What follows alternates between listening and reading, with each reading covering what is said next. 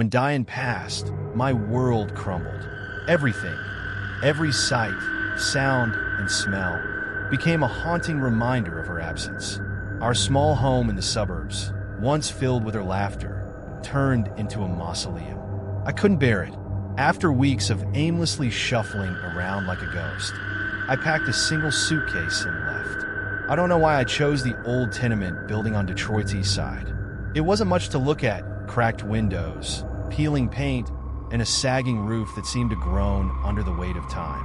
Maybe it mirrored how I felt: broken, neglected, and barely standing. The landlord didn't ask questions.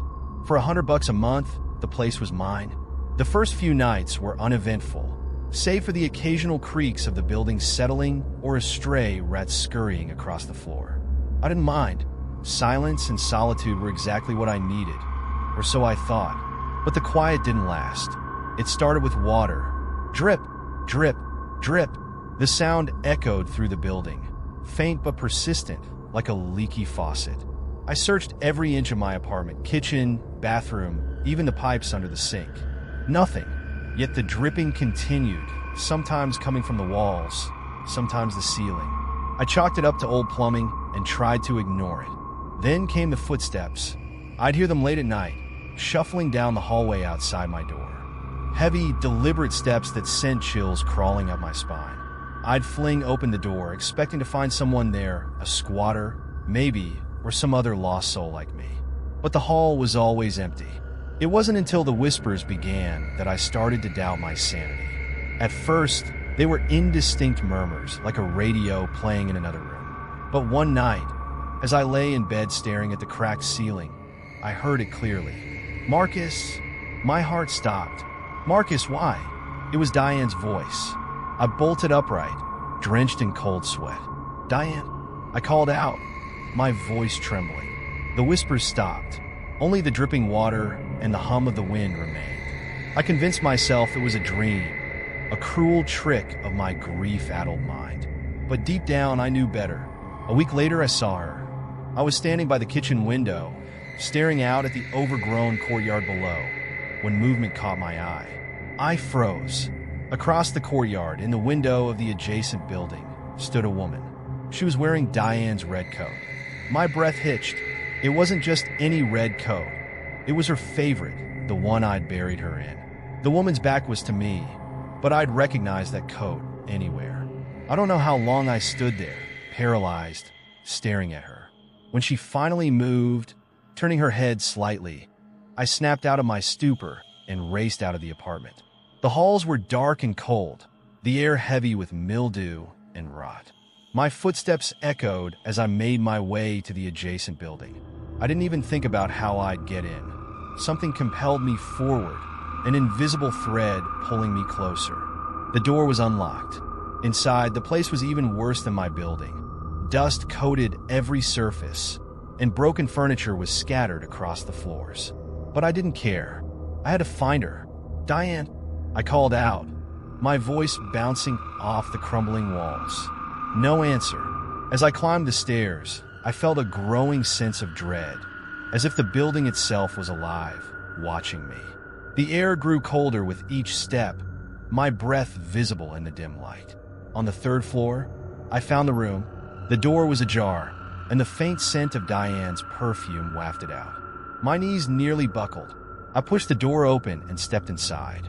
The room was empty, save for a small table in the center. On it lay a pile of photographs.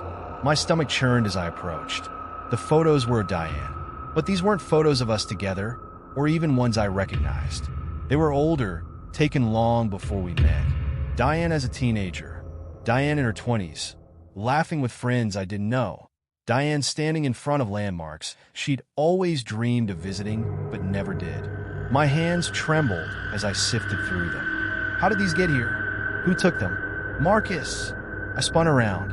There she was, standing in the corner. Her face was shrouded in shadow, but there was no mistaking the red coat. "Diane," I whispered, tears streaming down my face. She stepped closer, and I stumbled back. Something was wrong. Her movements were jerky, unnatural, like a puppet on strings. When she finally stepped into the light, I saw her face, or what was left of it. Her eyes were hollow voids, her mouth twisted into a grotesque smile. "You left me," she rasped, her voice echoing with otherworldly distortion. "You promised." "No," I screamed. "I didn't leave you. I couldn't." Before I could finish, she lunged at me. I fell backward, crashing into the table. The photos scattered across the floor, and Diane vanished.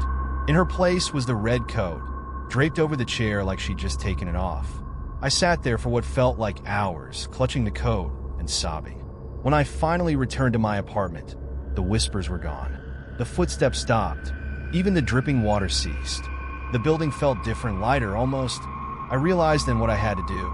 For years, Diane had begged me to take her on a grand adventure, to see the world before it was too late. But I'd always made excuses, money, work time. Now, it was too late for her, but not for me. The next morning, I packed my suitcase again. I left the tenement and never looked back. Diane's red coat came with me. It was her way of reminding me to live. And for the first time in years, I felt alive.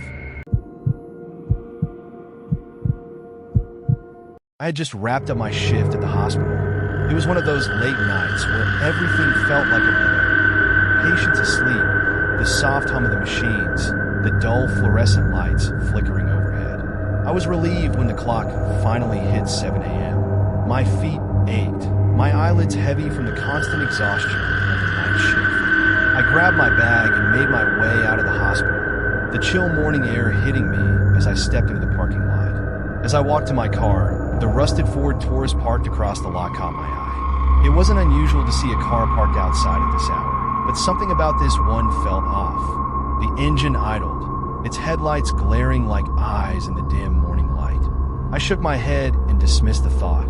Maybe it was just someone waiting for someone else.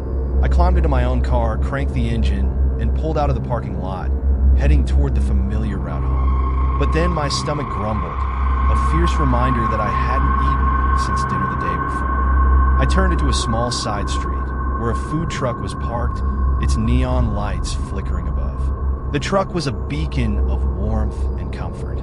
As I approached, I saw a few other night owls hanging around, tired and quiet, sipping on coffee or munching on greasy fries. I decided on a quick sandwich, something to settle my nerves and hunger. The Taurus was still there, parked near the streetlight, its engine still running. I tried not to let it bother me, though I felt a slight unease creep up my spine. But it was probably nothing. After grabbing my food, I headed back to my car. The morning quiet now, save for the distant hum of the truck's generator. I glanced at the Taurus again. The engine cut off suddenly. The car sat eerily still under the lamplight. Must be a coincidence, I thought, brushing the weirdness aside as I sped off toward home. The next day, Marcus called. He was a photographer, a bit of a daredevil when it came to urban exploration. I had no interest in his adventures, especially when it involved abandoned places. But today, he was insistent. He wanted me to join him at the old hospital downtown, an abandoned place with broken windows, dark hallways, and a reputation for being haunted. It was the perfect spot for some eerie shots, he claimed. "Come on, Linda, it'll be fun," he insisted over the phone. "Just a quick visit. You never know what kind of shot you might get. The place is beautiful in its decay." I didn't want to go, but there was something in his voice that coaxed me out. The idea of being in a place forgotten by time, untouched by society. Maybe it wasn't such a bad idea after all. Besides, Marcus was my friend, and as much as I hated to admit it, I was curious about the place. Maybe it would help distract me from the odd feeling I'd had since that morning. We met in the parking lot of the hospital, where the metal gates creaked as we pushed them open. The building loomed over us, dark and silent, like a massive tomb. The windows were broken, shards of glass scattered across the sidewalk, and graffiti covered the walls, twisted and unsettling in its chaotic beauty. "You're not alone," one of the messages said, spray painted in jagged red letters on the side of the building. I shuddered at the sight, trying to laugh it off. "Great," I said, my voice cracking a little. "Just what we need." We made our way inside, where the air felt thick with decay. The smell of dampness and mildew lingered, and every creak of the old floorboards sent a shiver down my spine. We explored the hallways, the abandoned rooms. each one telling a story of neglect. Broken chairs, old beds with stained sheets, peeling walls that seemed to whisper memories of forgotten patients. I tried not to think about the strange graffiti I had seen earlier, but it stuck with me like a bad aftertaste. We climbed to the roof, hoping to get a better view of the city, the sun setting behind us now. As we reached the top, the rusted Ford Taurus from earlier appeared, pulling up slowly, its headlights cutting through the haze of the setting sun. The engine rumbled softly as two men stepped out, their faces obscured by strange, twisted masks. I froze. Something about them was wrong. The masks were crude, almost like they had been made out of old, rotting cloth, their features grotesque and distorted. The men walked erratically, their movements jerky and unnatural, as if they were under some strange trance. Behind them, a third figure emerged, stumbling toward us. The figure was wearing a hospital gown, its fabric stained and torn, its face pale and lifeless. The sight of it made my heart stop. I gasped and grabbed Marcus's arm. "We need to leave. Now." But the men didn't seem to notice us yet. They were too busy circling the third figure, as though trying to protect it or maybe, in some twisted way, worship it. My instinct screamed at me to run, but I knew we had to leave without drawing attention to ourselves. I turned to Marcus, panic rising in my chest. "Go. Run. I'll distract them." Before he could protest, I shoved him toward the stairwell, trying to make it look like we were just two more curious explorers. My heart pounded in my ears as I turned back toward the figures. They were watching me now, the masks glowing under the weak sunlight. One of the masked men grinned, a twisted, broken smile. I was frozen, unable to move. Something about their presence paralyzed me. And then I screamed. It wasn't a scream of fear, but of desperation. I didn't know what to do. All I knew was that I had to make them go away, make them forget about me. "Marcus, run!" I shouted, but it was too late. The third figure in the hospital gown began to move toward me, its footsteps slow but deliberate, and the masked men followed.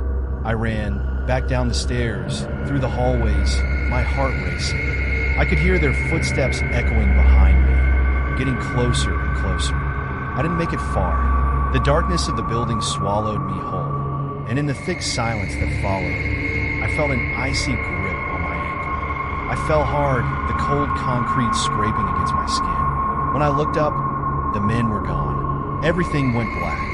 Marcus never heard from me again. The police found my car, the doors open, my purse on the seat. They searched the hospital for hours, but I was never found. Only one thing remained, a small tape recorder, sitting on the roof, wedged between the broken tiles. The police found it playing back a recording of my voice. They never left. Marcus couldn't shake the guilt. Every night, he dreamed of those men, those masked figures, chasing me through the dark.